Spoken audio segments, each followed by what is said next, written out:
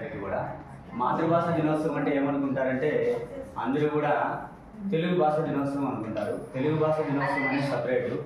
మాతృభాష అంటే ప్రపంచంలో ఉన్నటువంటి రకరకాలటువంటి భాషలు ఉన్నాయి. ఆ భాషను వాళ్ళు రక్షించుకోవడం కోసము ఆ మాతృభాష దినోత్సవం జరుపుకోవాలని నిర్ణయించున్నారు ఈ డేన. కాబట్టి ఉర్దూ లాంగ్వేజ్ని రక్షించుకోవాలి, కాపాడుకోవాలి. అలానే మన తెలుగు లాంగ్వేజ్ని మనం కాపాడుకోవాలి. అలానే ఇంగ్లీష్ లాంగ్వేజ్ని కాపాడుకోవాలి. అలానే మిగతా ట్రైబల్ వాళ్ళు ఉన్నటువంటి లాంగ్వేజ్ వాళ్ళు కూడా వాళ్ళ మాతృభాషను రక్షించుకోవాల్సిన అవసరం ఎంతైనా ఉంది.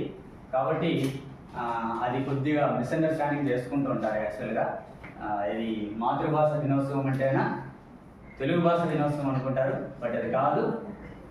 ఎవరి భాషను వాళ్ళు కాపాడుకోవాలనేది దీని అర్థము. అలానే నా మాతృభాష తెలుగు భాష కాబట్టి